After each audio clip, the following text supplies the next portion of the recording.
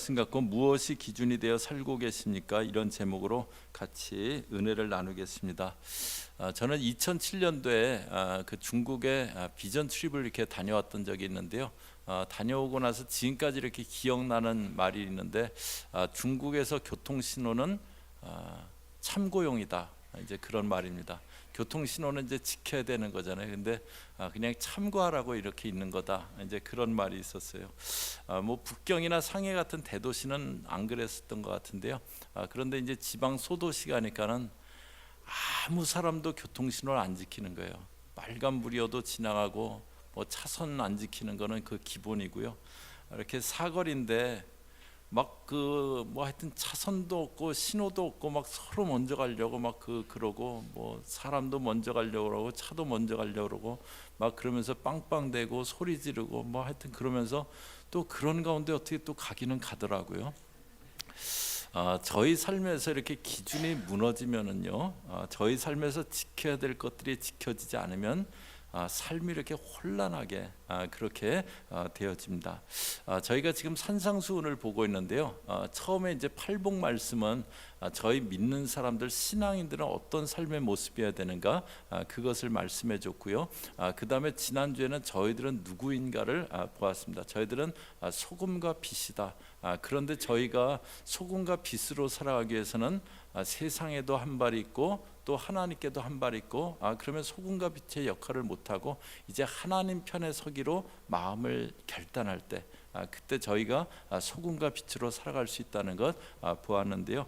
오늘 말씀은 이제 저희 삶이 무엇을 기준으로 살아갈 것인지 그것을 들려주시는 말씀입니다. 나라 같은 그 공동체는 헌법이 있어서 이제 모든 백성들이 그 법을 지키면서 이렇게 질서를 잡잖아요. 또 작은 공동체에도 이렇게 서로가 지켜야 될 약속을 갖고 있는 그런 경우들이 있습니다. 그래야지 이제 공동체가 이렇게 질서를 잡게 되는데요. 그렇다면 이제 저희 삶에 나 개인의 그 삶의 기준, 그거는 뭐여야 될까? 그런 거죠. 개인의 삶일지라도 기준이 없다면은 그 삶은 이렇게 우왕좌왕 혼란스러울 겁니다. 기준이 있기는 있는데 잘못된 그 기준이라면은요, 삶이 잘못된 모습으로 나타날 겁니다. 여러분들은 무엇을 기준해서, 여러분들 각자의 삶은 나는 내 삶에 이런 기준을 갖고 살아가고 있다, 그것은 어떤 것을 갖고 계신가요? 오늘 말씀에서 예수님이 저희들 삶에 이런 것이 기준이 돼야 된다, 그것을 말씀해 주시는 내용인데요. 그런데 먼저는 이렇게 잘못된 기준은 어떤 것들이 있을 수 있는지 그것을 좀 발견할 수가 있습니다. 17절에 보시면요, 내가 율법이나 선지자를 폐하러 온 줄로 생각하지 말라. 폐하러 온 것이 아니요 완전하게 하려 함이라. 예수님이 이렇게 말씀하셨는데요, 율법이나 선지자를 폐하러 온 줄로 생각하지 말라 그랬어요. 그 당시 이제 그 하나님이 이스라엘 백성들에게 계명을 주셨는데요, 그 계명들을 어떻게 어기지 않고 지킬까? 그래서 율법 선생들인 랍비들이 그 계명마다 그 세부 조항들을 많이 이렇게 만들어 놨습니다. 가령 예를 들어서 10계명에 안식일을 거룩하게 지키라고 했는데요, 그 랍비들이 안식일을 이렇게 일을 안 하고 지키는 거, 어느 정도까지 하면 일이고 어느 정도면은 일이 아니다, 그거를 이렇게 그 규정을 만들어야겠다. 그래갖고 세부 조항들을 만들었어요. 그 이렇게 무화과 나무 열매 조그만 거, 그거보다 무거운 거를 양식을 들고 가면은 일하는 거예요. 우유를 한 모금 마시는 그 한 모금 이상 되는 우유를 만약에 뭐 사서 들고 간다, 그러면 일하는 겁니다. 그 양복 수선하는 사람이 전날 일하다가 어떻게 옷에 이렇게 바늘을 하나 꽂고 이렇게 안식일 날 모르고 이렇게 그 하루 종일 다녔어요. 그러면 그날 일을 한 겁니다. 환자가 있는데 안식일에는 상태가 나쁘지 않게만 그냥 조치를 해야지, 치료라면 일입니다. 삶의 가지가지 경우마다 이런 조항들을 다 이렇게 만들어 놨어요. 그러니까 사람들이 얼마나 피곤했겠습니까? 그래서 예수님이 와서 해당해서 가르치실 때 그것을 들은 사람들의 반응이 있었습니다. 마가복음 1장 21절에 보시면요, 그들이 가버나움에 들어가니라 예수께서 곧 안식일에 회당에 들어가 가르치심에 뭇사람이 그의 교훈에 놀라니 이는 그가 가르치시는 것이 권위 있는 자 같고 서기관들과 같이 아니함이로라. 그냥 이렇게 하면 안 된다, 이렇게 하면 안 된다, 이거 지켜라, 막 계속 그런 것만 듣다가 예수님의 가르침을 듣는데 사람들이 놀랐어요. 서기관들의 가르침과는 다르다. 그 놀랐어요, 그 사실에. 그래서 저분이 율법을 폐하려고, 그 피곤하고 지긋지긋한 율법을 폐하려고 오신 것이 아닐까, 그런 생각을 한 거예요.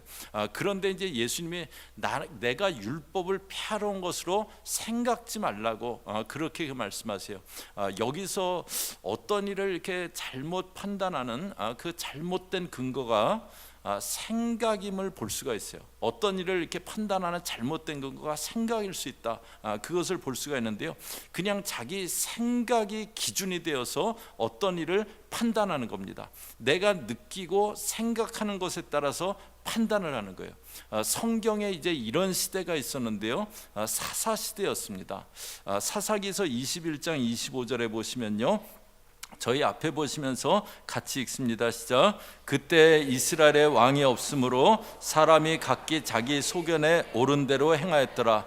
이스라엘 백성들이 출애굽하고 또 사울부터 해서 왕이 세워지기 전에 그 사이에 사사들이 다스리던 그 시대가 있는데, 그 시대 이야기를 쭉 써놓은 사사기 마지막 장입니다. 21장은. 그리고 25절은 마지막 절인데요, 그 사사기를 총 정리하면서 뭐라고 결론을 짓냐면, 사람이 각기 자기 소견에 옳은 대로 행하였더라. 이게 사사기의 결론이었습니다. 그러니까 나는 이렇게 생각해, 그러면 그 사람은 그렇게 행하고, 나는 이게 맞다고 생각해, 그러면 그 사람은 그렇게 행하고, 각기 자기 소견에 옳은 대로 행하였다고, 그것이 사사기였다고 그렇게 결론을 짓는데요, 그런데 이것이 저와 여러분이 살고 있는 지금 이 시대, 우리 시대의 그런 모습 아닙니까? 그냥 자기가 느끼고 생각하는 게 어떤 일을 결정하는 기준이에요. 내가 그렇게 생각하고 내가 느낀다, 그러면 그게 그냥 그렇게 하는 거예요. 자기 소견 따라서. 이거 남자로 태어났는데 나는 남자라고 느껴지지 않아, 나는 여자라고 느껴져. 그런 사람은 여자 화장실을 쓰게 해야 된다. 그런 그 시대가 되었습니다. 아주 저학년 아이들에게 아주 학년이 낮은데도 거의 포르노 수준의 성교육을 시키겠다고 그렇게 하고 있어요. 그래서 부모님들이 그 내용을 이제 먼저 알게 하기 위해서 7월 마지막 주일에는 이제 주보에도 이렇게 써 있는데요, 이렇게 전문가를 모셔다가 그 대처할 수 있는 그 세미나를 이렇게 교회에서 하기로 했습니다. 내 느낌과 내 생각, 그것이 판단의 기준인 그런 시대에 저희들은 살아가고 있습니다. 그런데 이것이 또 나의 모습, 저희 각자의 그런 모습일 수 있어요. 그냥 내가 어떻게 느끼느냐, 어떤 생각이 드느냐, 그것이 기준이 돼서 삶을 살아가고 행하는 겁니다. 그냥 내 생각 따라서 난 그렇게 생각하기 때문에 그냥 그렇게 살아가는 거예요. 또 다른 잘못된 삶의 기준이 있는데 상황입니다. 상황이라는 것은 어떤 그 느낌과 생각이 이렇게 들게 되는 그 근거잖아요. 어떤 상황이 벌어졌기 때문에 나에게 이런 생각이 들고 내가 이런 것을 느끼게 되고 그러는데요, 그래서 이제 벌어지는 그 상황이 기준이 돼서 살아가는 거예요. 상황이 이러면 이렇게 살아가고 저러면 저렇게 살아가고요. 그런데 상황이 삶의 어떤 것들을 판단하는 기준이 될 때요, 문제는 뭐냐면 삶이 일정한 기준이 없이 상황 따라서 막 흔들리게 된다는 거예요. 그 상황이 기준이 돼서 그냥 그때그때 이렇게 살아가면은요, 상황 벌어지는 대로 살아가면은 삶이 상황 따라서 흔들리게 된다는 거예요. 제가 이제 목회하기 전에 좀 이렇게 들으면서 참 이런 말은, 이런 표현은 좀 그렇다, 이제 그런 것들이 있었는데요, 지금은 뭐 그렇게 한국에서 많이 오시지는 않는데, 그때는 이제 한국에서 이렇게 부흥회나 뭐 집회 강사분들이 이렇게 좀 한국에서 많이들 오시고 이제 그랬는데, 오셨다가 이렇게 집회하시고 안 가시고 그냥 여기서 이제 그 목회하시고 사역하시는 그런 경우들이 있었어요. 그러면서 이제 하시는 표현이 뭐냐면, 성도들이 붙잡아서 못 가게 해서 붙잡혔다고 이제 그런 표현을 하세요. 그때 이제 저는 그런 얘기를 들으면서 좀 그런 생각을 했어요. 아무리 붙잡아도 하나님이 아니라고 하면은 가야 되는 거고, 아무리 오시지 말라 그래도 하나님이 가라고 하면은 와야 되는 거 아닌가, 그런 생각을 했어요. 그래서 목회하면 할 때 절대 성도들이 그렇게 해서 그렇게 하자고 해서 또 성도들이 붙잡아서 그렇게 했다, 이런 표현 쓰지 말자, 이제 그런 생각을 했어요. 그런데 그런 표현을 쓰는 게요, 목회자에게는 유리합니다. 왜냐하면 뭐가 잘못되면은 내가 원래 난 그렇게 하고 싶지 않았는데 뭐 그러면서 핑계댈 이유가 있는 거예요. 빠져나갈 그 구멍이 있는 거예요. 그런 식으로 표현하는 게, 일을 하는 게 이렇게 노련해 보이기도 합니다. 그런데 난 노련해 보이지 않아도 뭐 어수룩하고 뭐 모르는 것 같아도 성도들이 붙잡아서 뭐 이렇게 상황이 그랬기 때문에 그런 식으로 표현하지 말자, 그런 생각을 했던 적이 있어요. 저희가 기준 삼아야 될 것은 상황이 아닙니다. 상황이 기준이 되면은요, 삶을 상황 따라, 케이스에 따라서 살게 그렇게 돼 있어요. 이 경우는 이렇게 하고 저 경우는 저렇게 하고 기준 없이 그냥 그렇게 하는 거예요. 그런데 저희 삶은 케이스 바이 케이스로 그렇게 살아가는 것은 아닙니다. 그냥 상황 따라서 사는 것은 아니에요. 이제 또 다른 잘못된 삶의 기준이 있는데, 저희 20절 보시면은요, 내가 너희에게 이르노니 너희 의가 서기관과 바리새인보다 더 낫지 못하면 결코 천국에 들어가지 못하리라. 예수님이 여기 서기관 바리새인을 언급하시는데요, 그런 이유가 있습니다. 이 당시 사람들은 만약에 천국에 딱 두 명이 들어가면, 두 사람이 들어가면 그 중에 한 명은 서기관이고 바리새인이 들어갈 거다, 이제 그렇게 그 생각을 했어요. 그러니까 서기관과 바리새인들의 모습이 어떤 일의 기준이라고 생각을 한 겁니다. 그런데 예수님이 뭐라고 하셨습니까? 마태복음 23장 3절에 보면요, 그러므로 무엇이든지 그들이, 여기 그들은 바리새인들, 서기관들이에요. 그들이 말하는 바는 행하고 지키되 그들이 하는 행위는 본받지 말라. 그 사람들이 하는 말, 그거는 뭐 지켜도 좋겠지만 행위는 절대 본받지 말라고, 그 사람들이 기준 아니라고 그렇게 말씀하시는 거예요. 저희가 드물긴 하지만 참 존경스럽고 또 본받고 싶은 분들이 간혹 있기도 합니다. 그렇지만 사람들이 저희들의 기준은 아닙니다.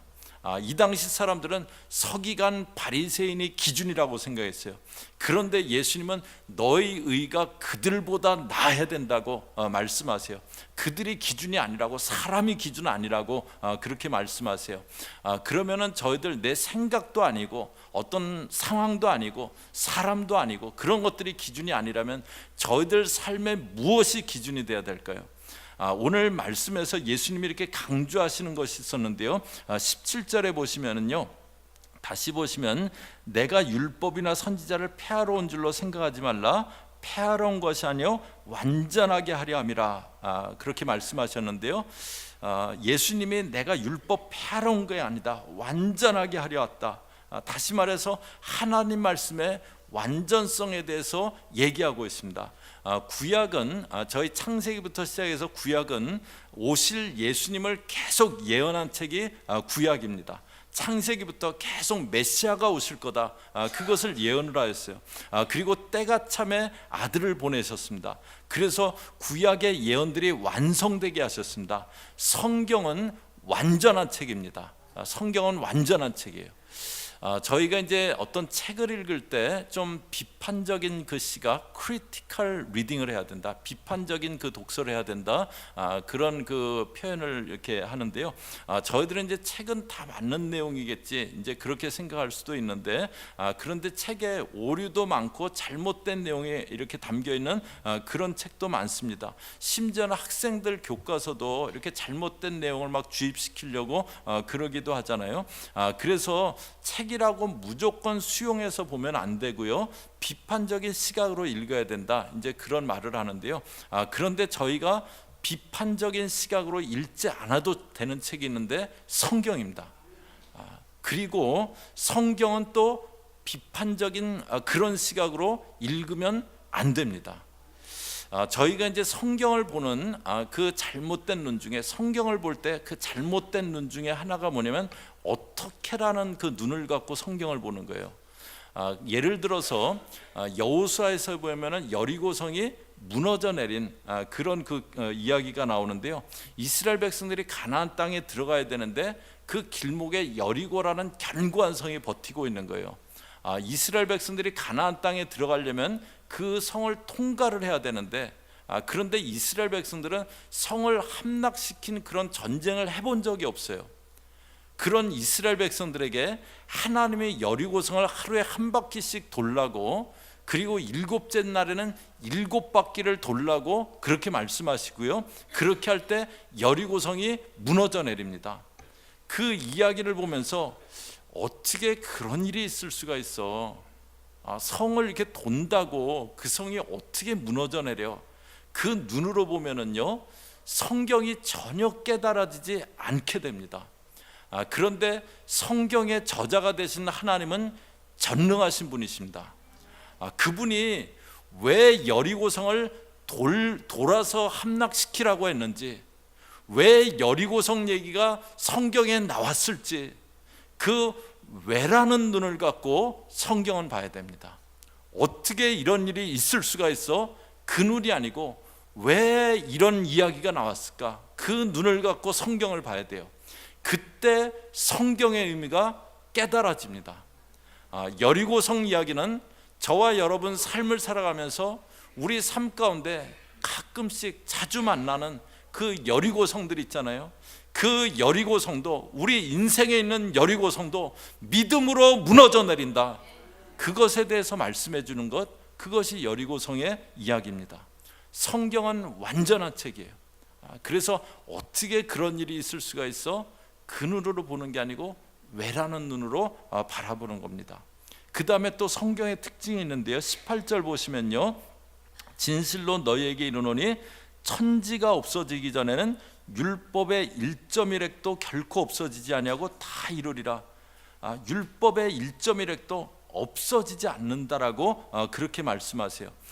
구약을 쓴 그 히브리어라는 그 단어는요, 글자가 이렇게 점을 찍는 게 많아요. 이렇게 획이라는 거는 이렇게 줄을 긋는 거잖아요. 근데 점을 찍는데, 뭐 저희는 이제 문장이 끝나면 점을 찍지만 히브리어는 이렇게 글자 중에 이렇게 점을 찍는 것들이 있어요. 그리고 점에 따라서 이렇게 의미가 달라지기도 하고 그러는데요. 그런 점 하나도 없어지지 않는다고, 하나님 말씀에 그 찍힌 점 하나도 없어지지 않는다고 해요. 이것은 하나님 말씀의 영원성, 하나님 말씀은 영원하다, 불변하다, 그것에 대해서 말씀해 줍니다. 이 세상에 이제 영원한 것들이 몇 가지가 있어요. 첫 번째는 하나님이 영원하신다. 그분은 알파 오메가시고 영원전부터 영원까지 계시는 영원하신 분이세요. 그 다음에 저희들 인간의 영혼이 영원합니다. 저희 사람들 보통 죽으면 끝이지 그렇게 생각하는데요. 그 죽으면 육신은 이렇게 저희들 이렇게 죽는 거지만, 그러나 저희들 영혼은 영원합니다. 그래서 죽은 다음에 인간의 영혼은 천국 아니면 지옥에서 영혼을 보내게 됩니다. 그 다음에 저희 사람을 사랑하시는 하나님의 사랑이 영원하십니다. 하나님은 오늘 사랑한다고 하시고 내일은 마음이 바뀌고 그런 그 사랑이 아니에요. 하나님의 사랑은 영원한 그런 사랑입니다. 마지막으로 하나님의 말씀이 영원합니다. 베드로전서 1장 24절 25절이요. 저희 앞에 보시면서 같이 읽습니다. 시작. 모든 육체는 풀과 같고 그 모든 영광은 풀의 꽃과 같으니 풀은 마르고 꽃은 떨어지되 오직 주의 말씀은 세세토록 있도다 하였으니 너희에게 전한 복음이 곧 이 말씀이니라. 풀은 마르고 꽃은 떨어지는데, 이 세상의 다른 것들은 유한하지만, 다른 것들은 영원하지 않지만 주의 말씀은 세세토록 있다고, 영원한 말씀이라고 그렇게 말씀해 주십니다. 이것이 하나님 말씀의 특징이에요. 완전성, 영원성. 그런데 영원토록 바뀌지 않고 변하지 않는 것, 그것을 저희들은 진리라고 합니다. 상황 따라서, 시대 따라서 세월이 지나가면 바뀌는 것, 그것을 진리라고 하지 않습니다. 세월이 아무리 흘러도 변함없는 것이 진리입니다. 다시 말해서 하나님 말씀이 진리입니다. 신앙은 그 진리 대신 하나님의 말씀이 바탕이 되어서 해나가는 겁니다. 저희들 삶의 기준도 영원히 변치 않는 진리이신 하나님의 말씀이어야 됩니다. 오늘 3부 예배 드리는 저희 사랑하는 교우들, 여러분들 나는 지금까지 내 삶에 뭐가 기준이 돼서 삶을 살아왔는가 한번 이렇게 생각해 보시기 바랍니다. 내 생각이, 내가 어떻게 느끼고 내가 어떻게 판단하는 내 생각이 내 삶에 어떤 것을 결정하는 기준이었는가? 아니면 난 상황이 기준돼서 상황 따라서 이렇게 하고 저렇게 하고 그렇게 살아왔는가? 어떤 사람이 기준이 되어서 그 사람이 뭐라고 했는가? 그게 기준되어서 살아오지는 않았는가? 한번 보시기 바랍니다. 그렇게 삶을 살게 되면은요, 삶이 어딘가는 이렇게 삐뚤어지게 돼 있어요. 잘못된 기준을 갖고 삶이 지어져 나가기 때문에 삶이 어딘가는 삐뚤어지게 돼 있습니다. 그리고 그 삶은 요동하게 돼 있어요. 다른 것이 기준되면은 그 삶은 요동하게 돼 있습니다. 그러나 변치 않는 진리의 말씀이신 이 하나님의 말씀이 기준되어서 살아갈 때 그 삶이 잘못되지 않고 요동하지 않는 그런 삶이 되어집니다. 예수님이 제자들에게 산상수를 말씀하시면서 너희가 제자가 돼서 나를 따라오려면, 너희가 제자가 돼서 나를 따라오려면 이 말씀이 기준되어서 삶을 살아가라고 그렇게 말씀하세요. 그동안에 만약에 어떤 내 생각이, 저희들 생각이 다 있잖아요. 그 생각이 기준이 돼서 나는 삶을 살아왔다면 그 생각이 오늘 무너져 내리기를 주의 이름으로 축복합니다. 상황 따라서 사람이 기준돼서 살아왔다면 그것도 무너져 내리시기를 바랍니다. 이제 영원히 변치 않는 진리 되신 하나님의 말씀이 내 삶의 기준되어서 잘못 나가지 않고 요동하지 않는 그런 삶 되는 저와 여러분 되시기를 주의 이름으로 축복합니다. 같이 기도하겠습니다. 하나님 아버지, 저희 사랑하는 교우들 중에 그동안에 그냥 내 판단과 생각이 기준되어서, 상황이 기준되어서, 어떤 사람이 한 말, 사람이 기준되어서 그렇게 삶을 살아왔다면 오늘 이 시간 그것들이 무너져 내리게 하여 주시옵소서. 오직 하나님의 말씀이 기준되어서 이제는 그 삶이 비뚤어지지 않는, 그 삶이 흔들리지 않는, 요동하지 않는 그런 삶 되어질 수 있게 모든 교우들 삶을 붙잡아 주시고 이끌어 주시옵소서. 예수님의 이름으로 기도 올리옵나이다. 아멘.